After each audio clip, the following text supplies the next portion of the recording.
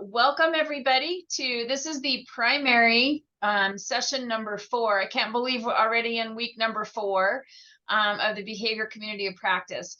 And this week, as you can see, Christine's going to be talking about determining the function of behavior and matching those interventions to that function of behavior. So just a quick couple of slides here. If you have any kind of general comments or questions, if you please put those into the chat, or you can use the Jamboard, and I'm going to post that into the chat right now for you. If you want to use those Jamboards, feel free to do that. And then again, all recordings and materials will be sent in a follow-up email. And please make sure that if you've submitted your email or you're sending that in a if somebody has been attending in a group setting, please make sure those email addresses are correct. Some of them have not been, and we're getting those kicked back. So some people are not getting it. And then you will be getting your certificate of attendance, which you'll need to fill out that PTSB form. If you have questions about that, please email me separately and we can go over that. And then I think that next slide is just those Jamboards again, which they're in the chat, and I'll put them in a little bit later too if you need that.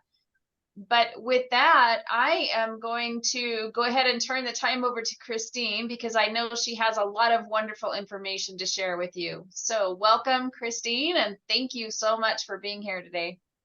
Thanks, Dina. Welcome, you guys. It's so fun to see people in the audience there that I recognize your name or your face, and so it's fun to see you.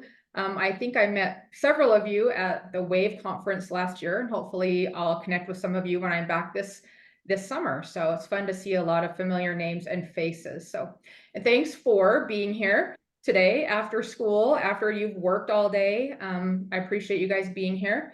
We have a lot to cover as usual within 1 hour. So hopefully this will give you guys an idea of where to start for how to see your students' behavior through a little bit different lens than you may be looking at it now, and how to put in interventions to support the function of their behavior. Because if we don't do that, we're putting interventions in place and just throwing something at the wall and hoping it will stick. And that's not a very effective way to deal with any kind of data that's coming in, whether it's academic or behavior.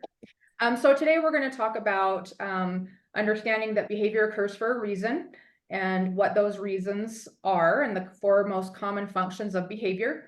We're going to also look at antecedents and consequences in relation to behavior. And if you guys remember from last week, we had our ABC chart, and we know that antecedents and consequences and behavior are all functionally related to one another, meaning that as a behavior analyst, I can meet a person and learn how to turn on or off that behavior based on the information that I have from their antecedents and consequences. So it's fun. We're going to hypothesize functions in real life situations. I've got some things that we're going to use the chat for, so I hope you guys will use that chat feature when we get there. And then we're going to implement function matched interventions with those same real life scenarios. So objective 1, understand that behavior occurs for a reason. So as you guys are thinking about some of the students with some behavior in your classrooms and in your schools, we see that behavior has patterns, behavior has cycles. There are certain times that students engage in behavior, problem behavior, and there's times that they don't. We need to look at those things to determine what's going on there so that we can help that student be successful. Behavior has function. Everything that you guys do throughout your day, there's a reason why you do that. You just don't engage in behavior for no reason. All behavior has a function and an underlying cause. The behavior has a reason for why we do things. Why do you go to work every day? Why do you go to the gym after work? Why did you sleep in this morning? We all have reasons or functions for every behavior that we engage in throughout the day. Obviously, we're not going to worry too much about adult behaviors today. We're going to worry about children behaviors. But if you're familiar with any of the work by Dr. Ross Green, he always says that kids will do well if they can. And so I firmly believe that. I have seen kids of all ages, of all disabilities and abilities, that can choose different behaviors if they have the skill and the motivation to do so. So believing that you can make those changes and help your students make those changes in positive ways. So all living organisms choose the path of least resistance, right? Will grow towards sunlight and water. They take what they need and they're going to grow in that direction. Our kids are the same way. They need sunlight and water, love, support, so that they can be nurtured and grow to the best of their ability. We all choose things that have the quickest resolution, right? Why do you think there's so many drive-through restaurants? It's because we need something now because we have so many other things going on. We also choose behaviors that result in the best reinforcers, the best outcomes for the least amount of effort, right? I had a staff member about 6 months ago call me and say, I didn't get my paycheck. And I said, oh my gosh, let me check into this really quick. I can't believe I didn't pay you. Well, she hadn't worked any hours. So I called her back and I said, I don't show that you worked any hours that last 2-week period. And she's like, oh, so we just don't get paid? And I said, well, no, you get paid for the hours that you work. So we're always looking for more reinforcement for less effort, right? And you see this all the time in your workplaces and with your students. So I think of an example of having to mow the lawn. And I live in Utah. It gets really hot here, just like it does in spots in Wyoming. And I needed to mow the lawn. It was long and it was a hot week, and I did not want to do that. So how did my brain start thinking? My brain started thinking, well, I bet if I offered one of my kids $10, they'd go out and mow the lawn for me. So that was a very quick solution with a little bit of effort and $10, but it got my lawn mowed, which was very reinforcing for me. And so I think as human beings, we're always trying to figure out how we can do something or how we can get something or get out of something for the least amount of effort and the best reinforcers. And that has a lot to do with human behavior. So today we're going to learn how to be a detective. You guys are going to ask yourself, why is this behavior occurring? Why does this student engage in this behavior only when I'm asking them to write? Or only when it's prior to recess? Or only during transitions? You're going to look at the data that hopefully you've been collecting. I had someone send me some really wonderful data that they were collecting. Really important to collect data, really important to do something about that data when you get it. I don't ever have teachers collecting data all day, every day. Most of the staff that I coach collect data 1 day a week on different things or different pieces throughout their day, but no one is collecting data all day, every day, or we would quit, right? So take meaningful quality data and then let that data drive your decisions on what to do to help that child next. So if any of you guys don't know who this guy is, I also put on this guy and and all murders, only murders in the building. Be a detective. So today's presentation is going to be on how we can look at all of the factors and all of the data that we have to help support our kids by putting interventions in place to support their learning and growth.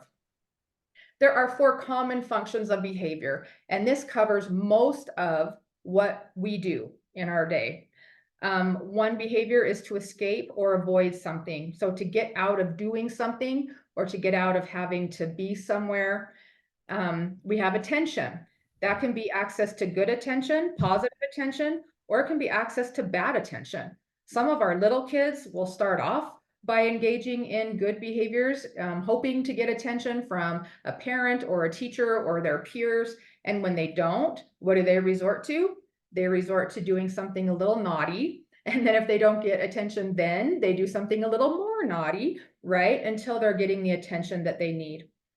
And just a note on attention, and I wasn't going to talk about this, but I think it's important to know that there have been studies done in the past, prior to 2020, that the average elementary school student across the nation receives about 5 minutes per day of attention from a caregiver. So when we have students at school that seem attention deprived, it's because they probably are. And I used to look at attention as a want. And I have done so much work with kids that are just starving for that attention that I definitely look at it more now as a need. It's something that needs to be filled within them so that they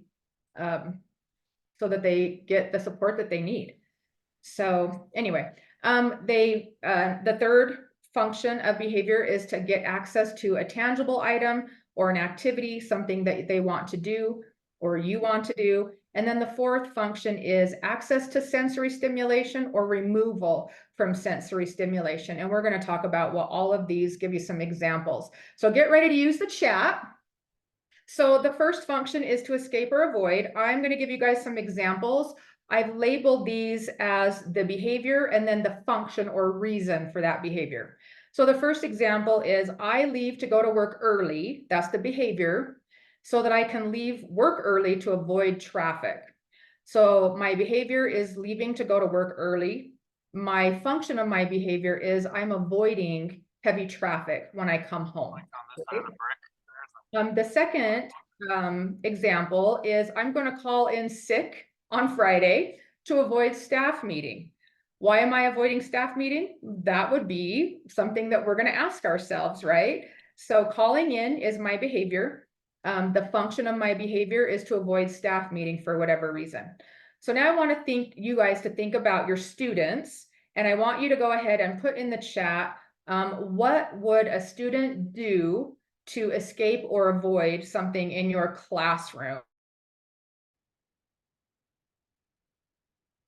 I can think a lot of kids would escape something like a worksheet, maybe discussion, going to the bathroom. Oh, that's so interesting that they go to the bathroom to escape, acting out, going to the nurse, tearing paper up, talking to their neighbor, laying on the floor. Okay, what are they trying to get out of or avoid?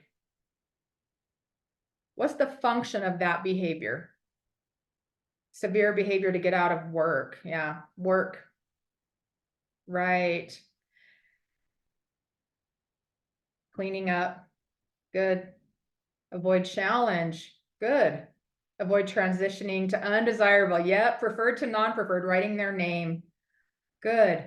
So once we can start looking at, this is the behavior the student is engaging in, this is the function of that behavior or why they're engaging in it, but then it's also what can we do to help them to escape or avoid in an appropriate way and get their needs met. So at the end of this presentation, we're going to have a lot of good things for you guys to practice doing. All right, here's attention, good attention or bad. So here's an example. My behavior, BX, by the way, stands for behavior. My behavior is I'm going to complete this report that I've been working on because I want to gain recognition or attention at our team meeting, right? So the second example is talking out in class. The behavior is talking out in class. The function is attention from peers, right? They make their peers laugh. They enjoy that peer attention. So give me some examples in the chat of things that your students might do to get attention, whether it's good or bad attention. Shouting out, good. Blurting out, hitting, good. Oh, passing gas, you must work with one of those older kids. Crying, good. Running away. Throwing things, rolling around on the floor, good.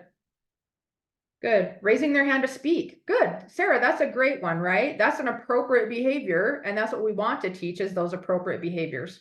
Telling jokes, hiding. Good. Refusal to work, hugging, saying no, moving closer. Good. Silly faces. Thank you, Courtney.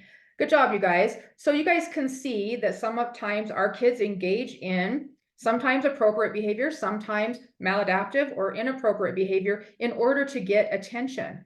And I'll tell you, when I'm working with kids, the hardest kids to work with by far are those high school kids that engage in bad behaviors to get peers to react in some way. You have a lot of work ahead of you trying to figure out replacements for that. Younger kids have littler problems than older kids. All right, our third function of behavior is access to a tangible item or activity. So here's my example. I'm going to go to work, which is my behavior, so that I can get paid, so that I can access an activity of going skiing. So list some of the things that your kids might want to gain access to as far as an activity or a tangible item in class. Get work done to go outside for recess. Good, Tony, nice. Recess is definitely a preferred activity for a lot of our kids. Sensory room, class incentives, good. Extra time with recess or lunch with a peer. Washing hands to have a snack, star sentence. Good job, you guys. Lego time. Behavior points for rewards free computer time. I love it. One-on-one time with preferred adults. Free choice. Love it. Good job, you guys.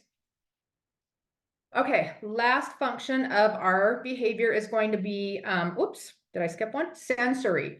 I am not an occupational therapist, but I've worked with a lot of occupational therapists, and we have students, whether or not they have a disability, that may need access to sensory stimulation or removal from sensory stimulation. So I'm going to give you a personal one that happened to me this last weekend.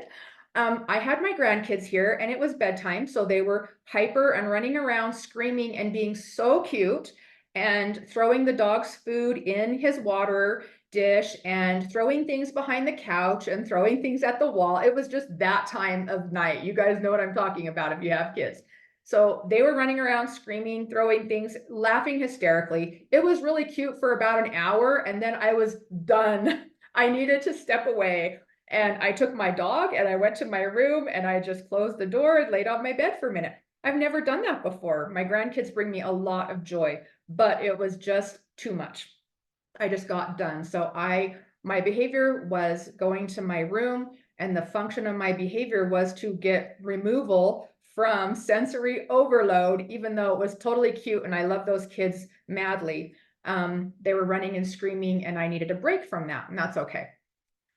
One way I gain access to sensory is when I'm driving, sometimes to Wyoming. I don't know why, because I love you guys, that's why.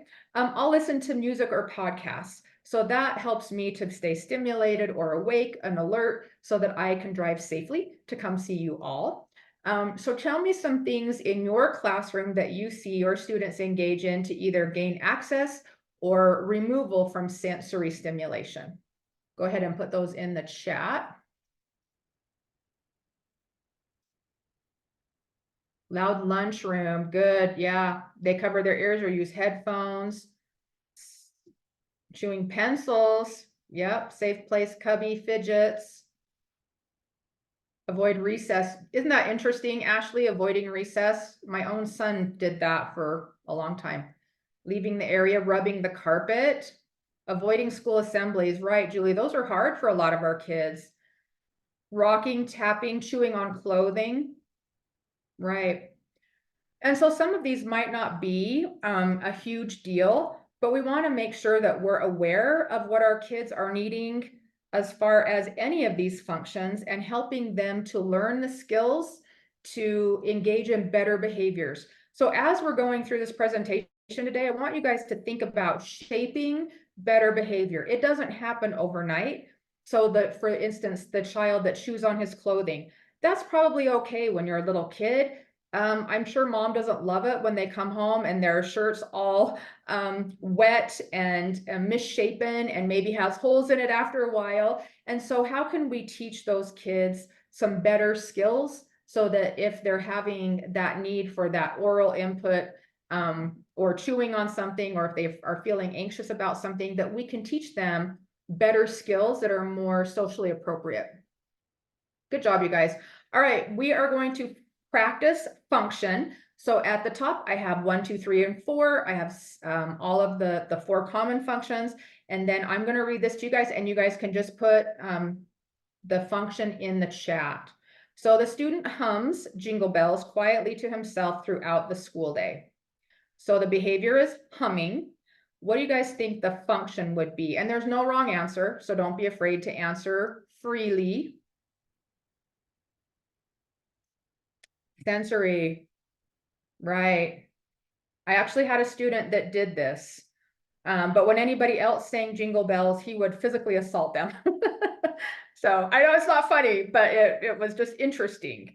Right, so this student maybe needed some, whether it was the sensation of the humming, the feeling in their head or their mouth, or whether it was hearing the stimulation, the auditory stimulation of the music coming through, that child was gaining access to some sort of sensory stimulation. Nice job. All right, you got a mosquito bite while at the park, you keep scratching it. So the behavior is scratching. Why would you be scratching a mosquito bite?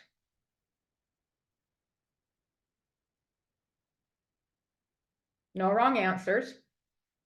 One, we have escape or avoid. What would you be escaping or avoiding, guys? We have 4, sensory. Escape or sensory. Good, Ashley Johnson. I love that. You're escaping the itching. Good, Kathy. Do any of you guys put an X in your mosquito bites? I teach all my kids. I don't know if that's just like my age or what, but when we were little kids, we would put an X with our fingernail in there. Mindy, yes, I'm so glad I'm not the only one. Okay, good. Because sometimes I think some of the things I do are a little bit strange. And so I'm glad to know that I have a little bit strange friends out there. Yes, Jocelyn, thank you. It's the cure. I love it. All right, you guys. So the people that said 1 to escape, they're escaping the itch, right? And so when you put an X in it or when you scratch it, it provides you some relief. So that is correct. You can also say sensory, right? It's removing something itchy. And so that's correct as well.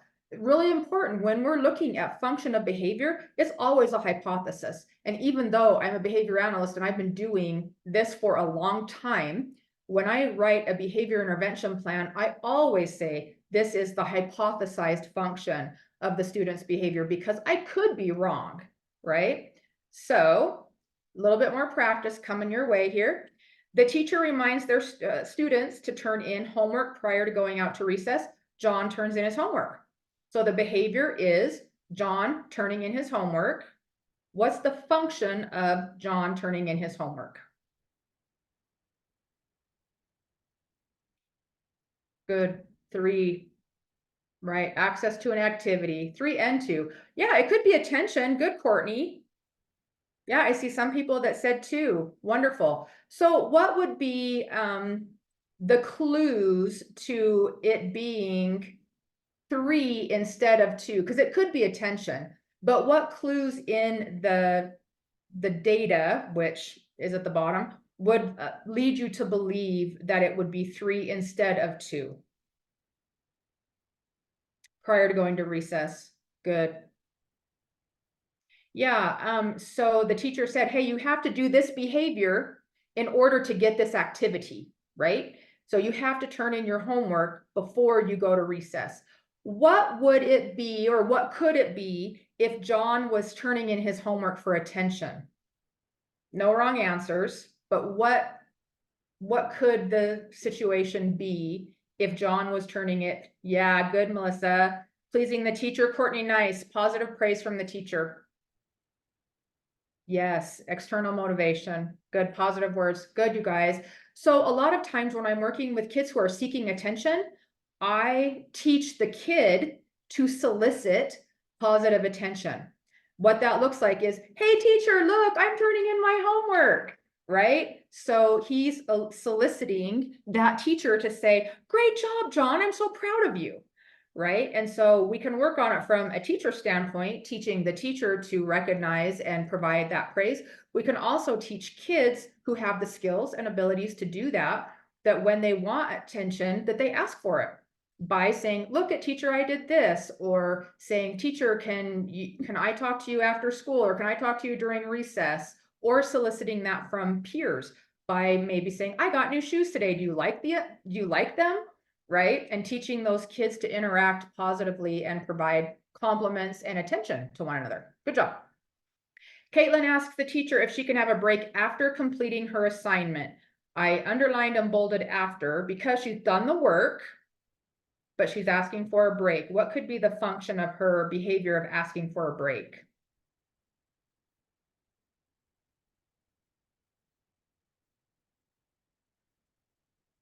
Good, it could be 3, it could be 4. Good, Shauna. Paula, nice job. Yeah, so it could be that she's wanting to access the break or the activity. It could also mean like, hey, I'm feeling overwhelmed and I need emotionally drained. Good, Julie. I love that. So she could just need a break for a minute, and there's nothing wrong with that, right?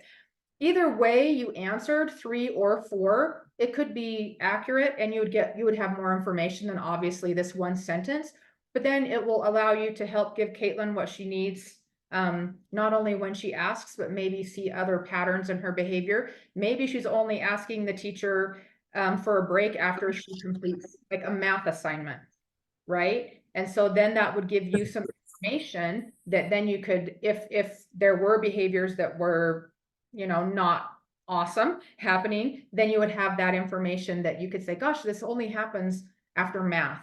What might Caitlin need to support her better? All right, here's another one. Caitlin asked the teacher if she can have a break after completing 2 problems of the 10-problem assignment. The teacher gives permission. What could be the function here?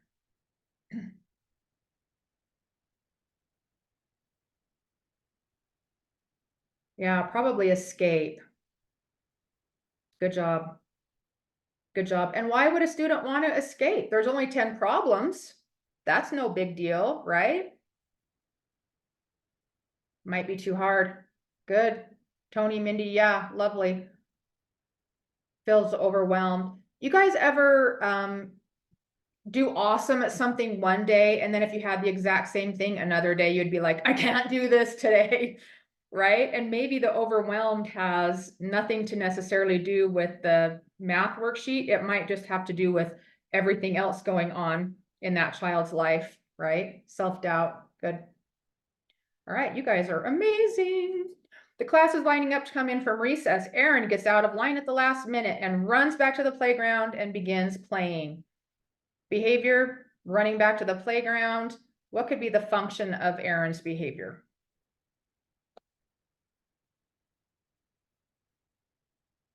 One or two? Good. Yeah, what would he, if it was, okay, good, Mindy, 1, 2, and 4, love it. Okay, let me ask you guys this. What would 1 be? What would your hypothesis if you said he's escaping or avoiding? What would he be escaping or avoiding potentially? Yeah, coming inside and doing work. Ew. Sitting. Yes. Being inside, period. Right. Good. Escape a nap or more work. Yeah, maybe it's nap time. Maybe it's time to go home. He doesn't want to. Oh, good. Lack of choice. I love that one. Yeah. Good. All right. People who said 2. Why would you say 2? How could it be attention? Negative attention. What would that mean, Tony? I love it. Maybe he's like, everybody in the whole class. Yeah, teacher might get mad and say, Erin, come over here this instant. Get back in line. Right. Individual attention. Good. Teacher going to get him. Good. Have you guys ever been guilty of chasing that kid around in the hallway and they keep turning around and looking at you, and as soon as you stop chasing them, they're not running anymore. They're coming back to find where you're at. Yeah, good. All right. Okay. Nice job, you guys. Anybody that said 3? Did anybody say 3? I can't remember now. Or 4? What would be your reasoning for any of those? Happened today, Crystal. Oh, bless you. I'm so sorry. Teaching school gets harder every year, I'll tell you guys. Wanting to keep moving, physical activity versus sitting. Good, Shiloh. So maybe access to the activity or access to sensory. Maybe didn't finish. Okay, good, good. So you guys see that with a little bit of information, we can come up with hypothesis, but we could almost make this fit into several different functions. But when you guys have more data, you'll be definitely able to make better conclusions than just this little bit of information. All right, Derek was at his class at a school-wide assembly. A high school band was performing. That's super fun, right? For some kids, yes. Derek covered his ears and ran from the gym. What was the function or hypothesized function? Okay, 4, maybe escaping sensory overload. 4 and 1, okay. escape or avoid. It could be attention. Yeah, Mindy. So when you're looking at this and seeing that the high school band is performing, it's an assembly, we know that those are hard for some of our kids in and of themselves, right? Right, Julie? May not like crowds, escape the crowd, escape the noise, sensory overload. Yeah, good, Courtney. Okay, you guys are awesome. All right, now we're going to look at antecedents and consequences in relation to data or in relation to behavior. I want to know, did anyone take ABC data since we met 2 weeks ago? Here's confession time. You did or you didn't. No, that's okay. That's okay. I hope that after today, you guys feel more empowered. Oh, good, Crystal. I love that you used the checkoff sheet. Yeah, I sent you guys some resources. Try to, if you have a student that's engaging in behavior, try to take some data and let's look at that together. Hopefully, next time we meet, we'll have some more help this way. Good. Oh, Crystal, I'm glad it was helpful. Wonderful. Okay. So remember that an antecedent is what happens just prior to the behavior that may set the occasion for that behavior to occur, right? So it goes A, antecedent, B, behavior, and then C is consequence. I always start with the B. What is the behavior? What can I see? What can I hear? What is this child doing? And then what happened right before that, right? Is that potentially the antecedents. There may be several, right? It may be that the teacher said, clean up and line up and get your shoes on. Those are all antecedents that could have contributed to a child's behavior if they engaged in maladaptive behavior at that point. Remember that consequences happen after the behavior. That could be a lot of things, right? So maybe the teacher says, clean off your desk, line up, get your shoes on, then line up. Maybe the child engages in kicking, screaming, throwing things around the room. What happens after that?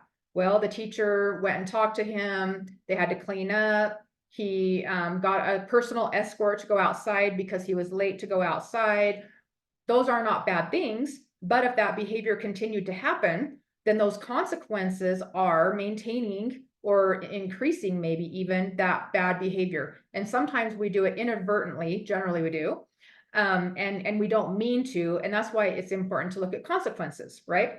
We're going to talk about this a lot more on Thursday. Just a disclaimer there, we're not going to work a whole lot on this today, but recognizing that if a behavior continues to happen, it's going on and on and on, somehow that child is getting reinforced or they're getting what they need from you or from the environment from engaging in that behavior.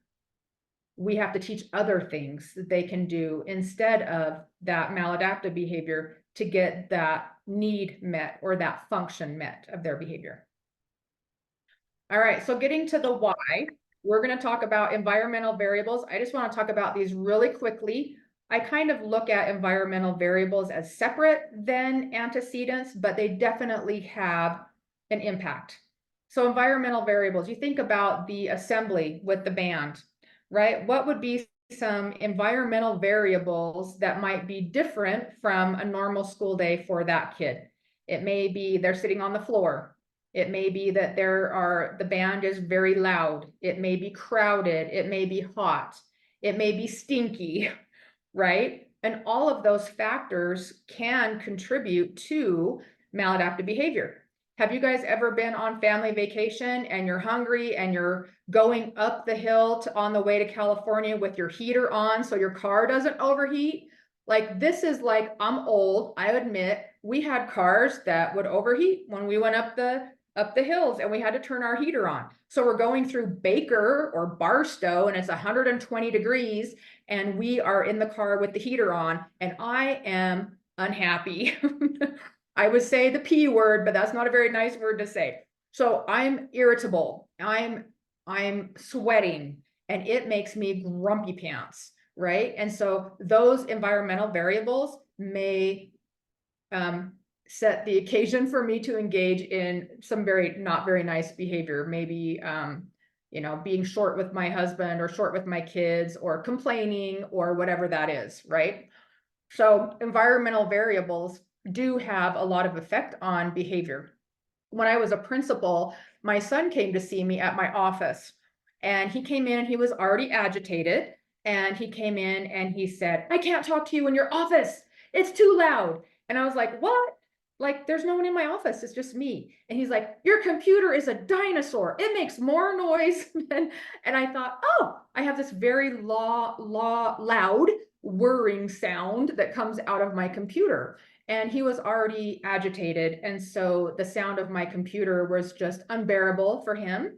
And so that was an environmental variable that contributed to his already escalated behavior. So we had to go outside and talk in the parking lot. And I told him, if we go outside, there's going to be people out there, no swearing, no screaming, no bad, like we can talk, but I need you to keep it together so that I can keep my job, right? So sometimes those environmental variables have a big, are very much a contributing factor to maladaptive behavior. Oh, Crystal, yes, used to live in California. Yes, yes, and Ashley too, thank you. I'm so glad that I'm not the only one who has used the heater. Also in your data, you're going to want to look at all of the context clues, right? You're going to want to look at everything. The more data that you have there, the better you can understand function. So you want to know where it's happening. Maybe it's at recess, but maybe it's on the Foursquare game, or maybe it's on the tetherball court. That may be important information for you. If you just say at recess and you don't specify where, but all of the behavior is happening in one location or with one activity, that could be really important clues to put in your data, right? When is it happening? I have kids, so many kids I've worked with that start engaging in poor behavior about 11 a.m. You know what comes at 11:30 a.m. or 12 is lunch. And sometimes they just need a little bit to keep them going. And a lot of the kids that I work with don't have breakfast at all or don't have a nutritious breakfast that can carry them through the day. Who's there? Are there specific peers or adults that may trigger a student? Or I know I have one student that I'm working with this year, and every time he sees the principal, he starts tearing the room apart. So what do you think I said to the principal? I was like, yo, stay out of there, right? We have it all taken care of and all under control until you walk in. And then all of a sudden there is not only bad behavior, but really bad behavior for a long time. And then the teacher cries, and then we have a whole lot more to deal with than just, you know, a little thing. A specific subject, if it's unstructured time, it's during transition time. Write down as much as you can when you're taking your ABC data, because all of those things will start to shape and you'll start to see patterns in that data. And that lets us know where we can step in and help. All right, we're going to hypothesize function in real life situations. So we're going to start with the ABCs and then we're going to hypothesize function. Remember, there are no wrong answers. Just look at the clues in and not assume anything else. Just try to look at what's written here. So Rich was in the lunchroom where it's loud and there is no adult supervision. Rich flipped his lunch tray over and spilled the contents across the table. Another student ran and told the teacher. The teacher came and had Rich come back to the classroom and put his head down on the desk. Behavior is he flipped his lunch tray and there's contents of his lunch all over. What are the antecedents? What happened just prior to the behavior that may have set the occasion for that behavior of flipping his lunch tray to occur? Good. Loud lunchroom. Jessica, good job. Courtney, no adults. Wonderful. No supervision to talk to. Good. Perfect. Okay, next question. What is the consequence or consequences to the behavior? So what happened directly after the behavior?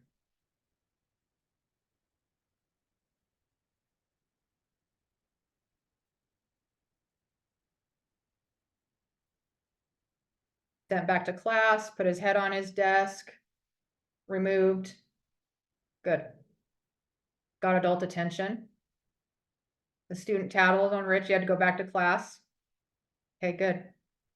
Good. Yeah, he might have been angry, right?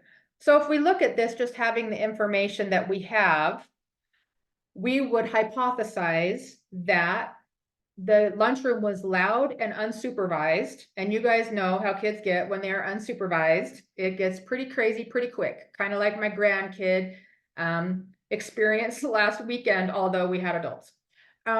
So we can hypothesize that his flipping the lunch tray was as a result of the loud and unstructured or unsupervised lunchroom, right? So when you look at the function of that behavior, what do you think he was trying to get?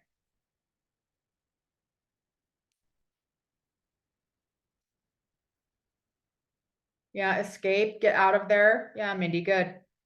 So maybe he was overwhelmed by the noise and the lack of supervision in the lunchroom, and he just got frustrated and flipped his tray over, but he did get to escape the lunchroom, right? So the function of behavior was escape. Did the consequences match the function? So the teacher had Rich come back to the classroom, put his head down on his desk. Do you think that's going to help that behavior or teach any skills so that behavior does not happen again? No. Right. Yeah, he could have lost control maybe because he was frustrated. Right. So we need to teach some different skills here, right? And so let's hypothesize that for this scenario, the function was escape the lunchroom. All right, Erin was in her 5th period language arts class. Her teacher handed out an essay writing assignment. Erin put her head on the desk and fell asleep. At the end of the class period, Erin's teacher told her she would need to take the assignment home to complete it. Behavior, Erin is head down on desk, falling asleep. Antecedents were what? What's the antecedent in here?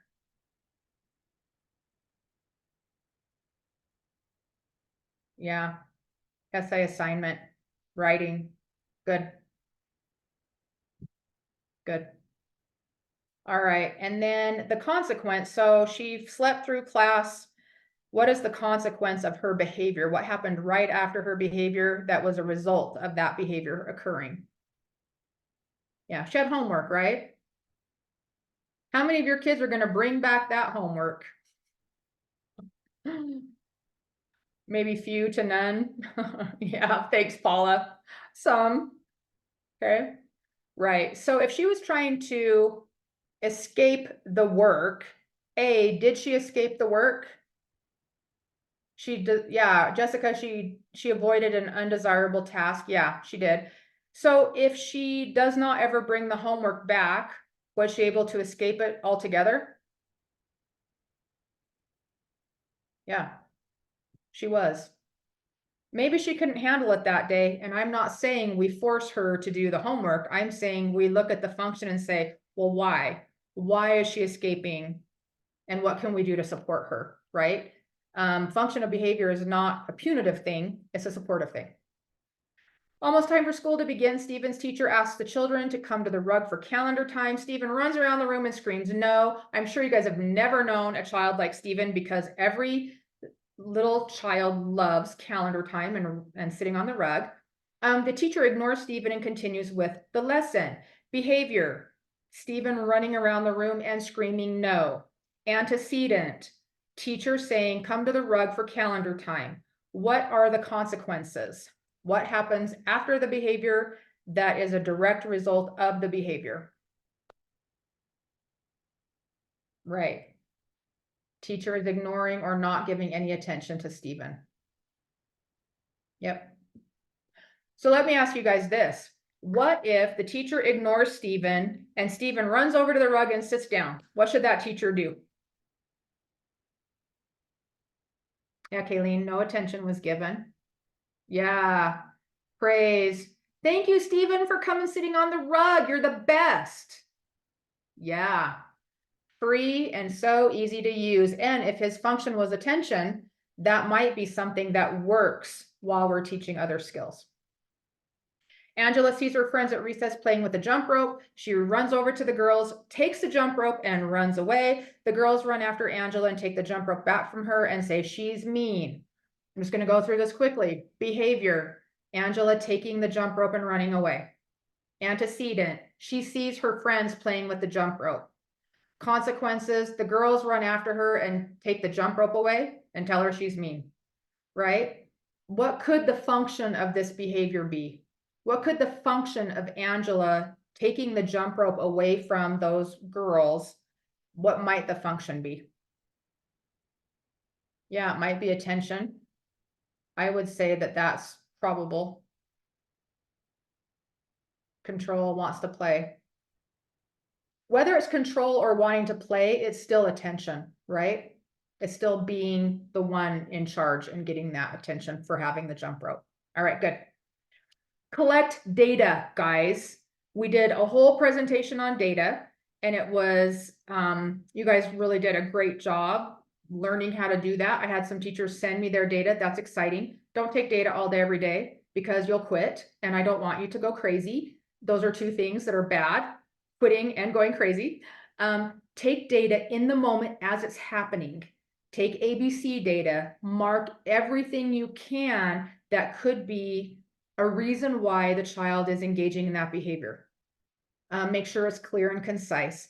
A lot of times, if we don't have data taken in the moment, that behavior data is no good.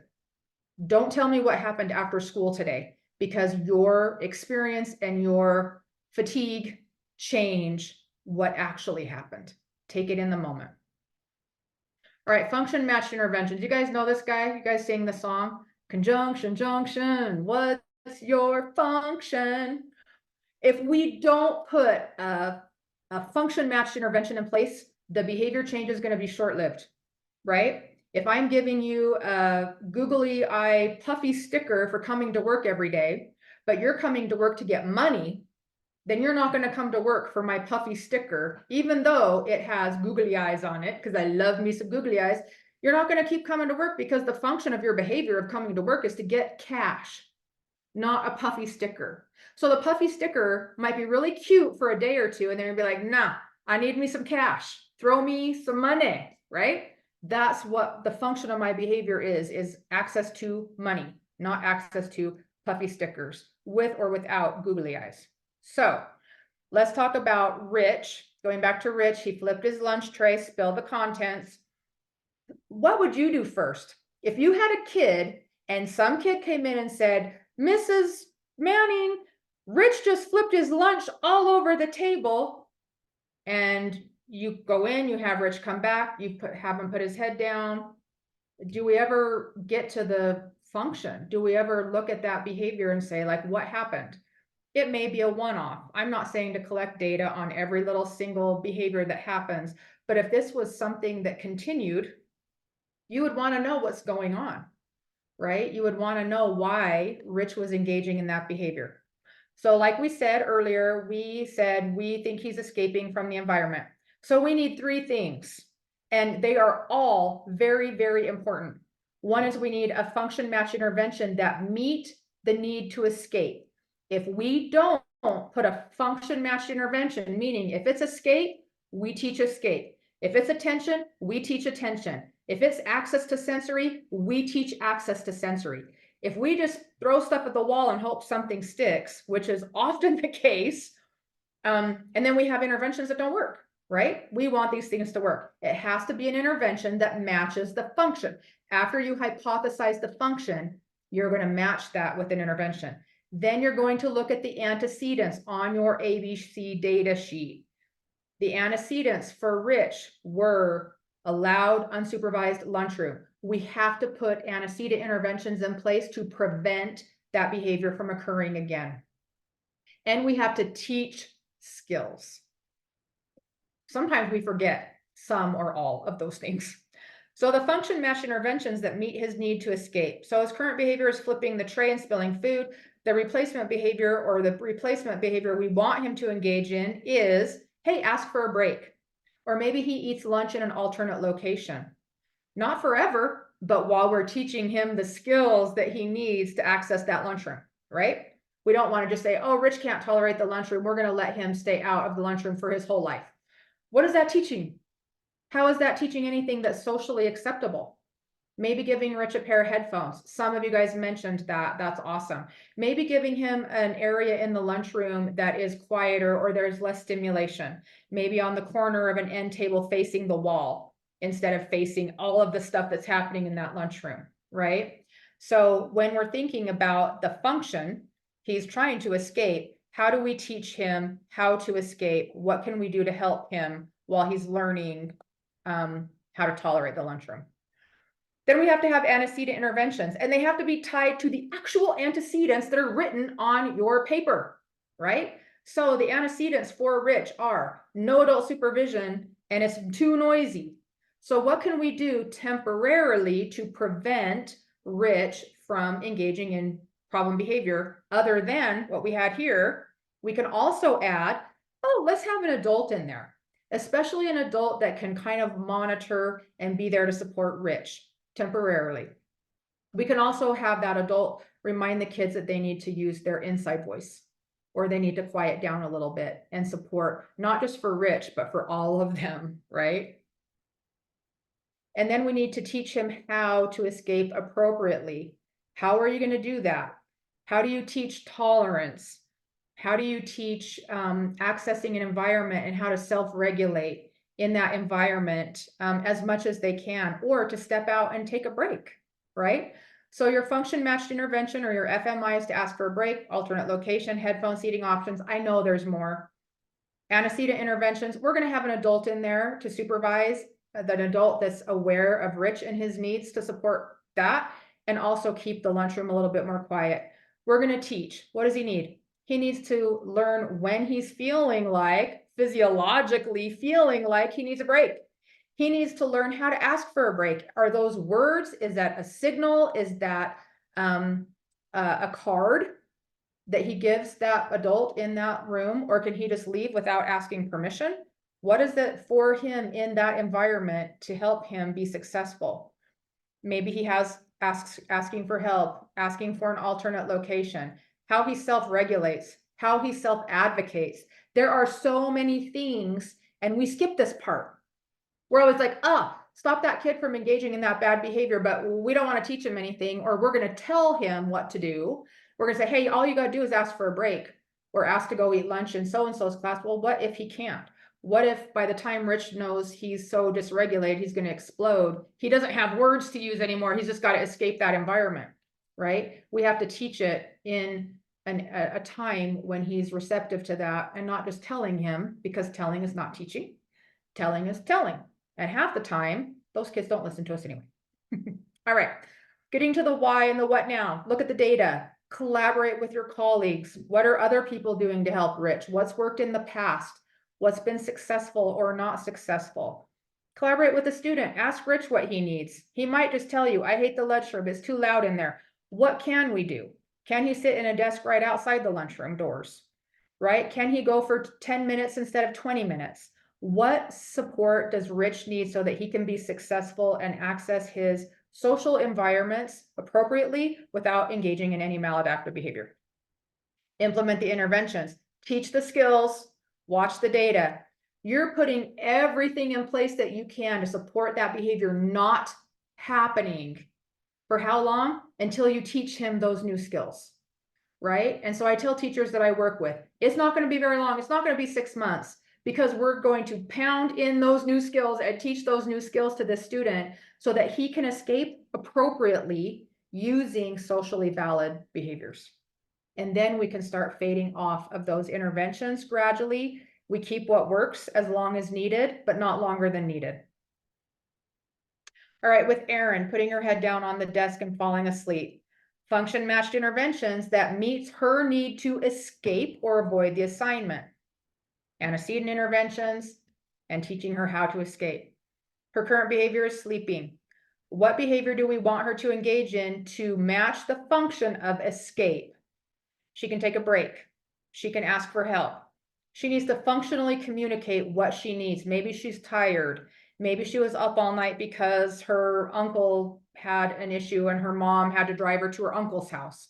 There are so many things, right? You might reduce the expectation to her.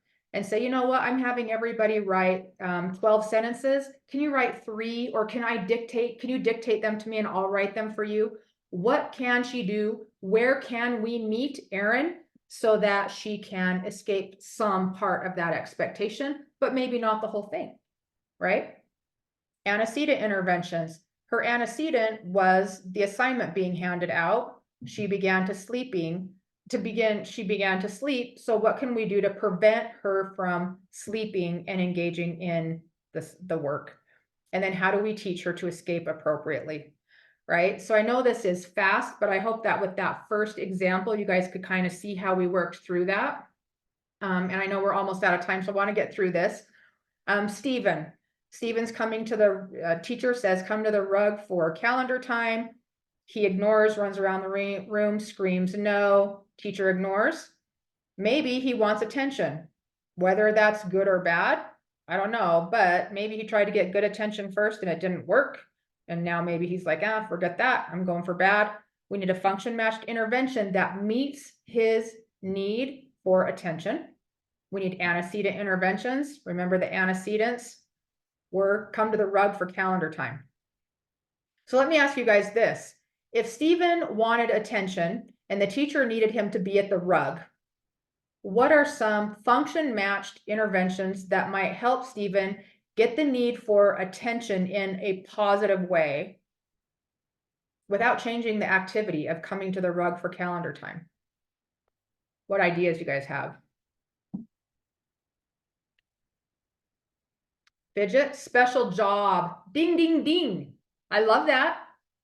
Special job. What special job could you give him? I want to say your name's Kira. I hope that's right. Calendar helper. Love it, Sarah. Yes. You're giving him attention, maybe not only from the teacher, but maybe even from the kids. The pledge leader. Nice. Good. Something that gives Stephen attention at the rug.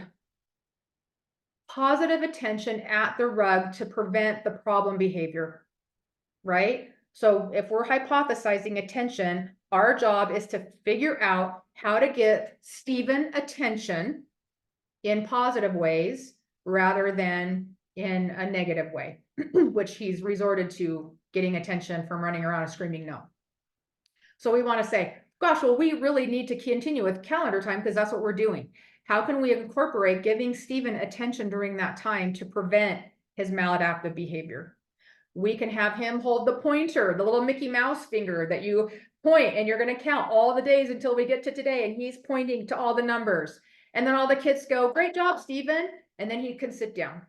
That gives a lot of attention. That gives him a sense of accomplishment, and he can be the teacher helper. That's really great for a function of attention. Great.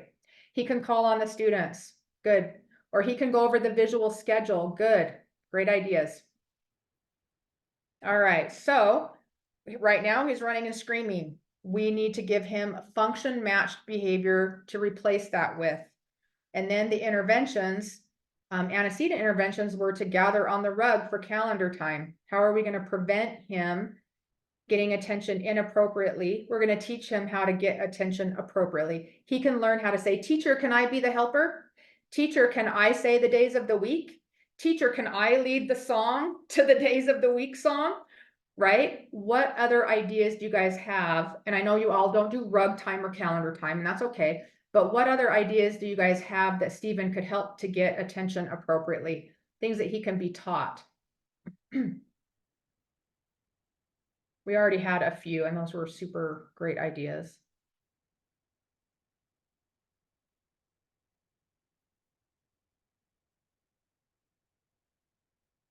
Call on students, visual schedule, pledge leader, any others, guys? Picking a movement song. Love it, Courtney. Anything that he is helping to keep the instruction going, and we're also giving him some attention, giving him a seating choice, passing out awards to others.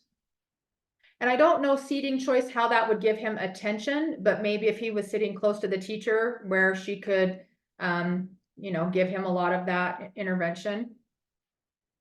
Schedule marker, good. Teaching students, let's see.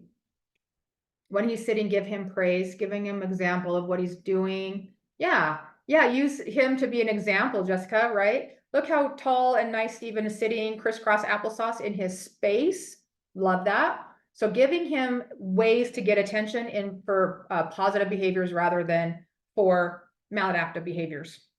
All right, wrapping it up. We want to collect ABC data. Guys, if you haven't done it yet, try it before we meet again in 2 weeks, because you're going to want to be a little bit familiar with how to do that so that we can do a case study together. You always want to make sure you're looking at the environment. What's happening? What are those antecedents and consequences? What is that behavior? Then you're going to hypothesize the function. You're going to collaborate with others and the student. You're going to implement function match interventions. If your function is attention, you have to put interventions in place to give that kid attention for engaging in the correct behavior. Then we also want to make sure that we take care of any antecedent interventions. If they're trying to escape a worksheet, why? What can we do to that worksheet or to that assignment to help them access that today? What skills do we need to teach for them to access that as it's given in the future? Explicitly and directly teach those needed skills. Telling is not teaching. Teaching is teaching, and we are shaping new and better behavior, whether that's access to a noisy environment using self-regulation skills, whether that's asking for help because this assignment is too hard or too long, or I'm really tired today and I just can't do it. That's teaching someone how to say what they need. And as a teacher, we say, okay, that's okay. How can I help you get started? Why don't you do what you can? Or why don't you let me dictate for you? Or why don't you work with a partner and see what you can come up with together? We put in interventions to support what that student needs so that they engage in some level of academic expectation, and that they are, most importantly, successful in your classroom and successful with what we're doing today. And then collect data. All right, we talked about so much today, and I hope you guys aren't like overwhelmed and nauseous a little bit. I am going to stay on to take any basic questions afterwards, so I'm happy to talk to you guys about that. The purpose of today are just to get you guys looking at behavior through a different lens, and that lens is this kid is crying out for help. They need something from you. We need to have you guys better equipped to look at behavior and help kids with what they need. And sometimes they may not know what they need, but it gives you some options on how to look at their behavior and how to help them get what they're trying to get through maladaptive behavior and teaching them the skills to engage in better behavior. All right, I want you guys to set a goal for yourself. You don't have to share it with me. If you'd like to, you can. But what are you going to do in the next 2 weeks so that you can help support the function of a child's behavior? And if you want to send me any data, or if you want to email me, you can. There's my email right there. I love hearing from you guys, and I love hearing about all the successes that you guys have had in your classroom since you've been more mindful of some of the things that we've discussed and how to implement them. And so keep sharing with me, because I really do read every email and I really do care. And I really do want to help you make your jobs more simple and giving you guys the tools that you need to get through the school day without being crazy or quitting. So thanks for being here today. If you guys come on Thursday, I'm going to talk about another tool to use in order to get function of behavior, and we're going to problem solve a little bit more on Thursday. So it'll be a little different than this session, but still talking about function and function matched interventions. So have a good night, happy Tuesday, and I'll see you guys in a couple weeks.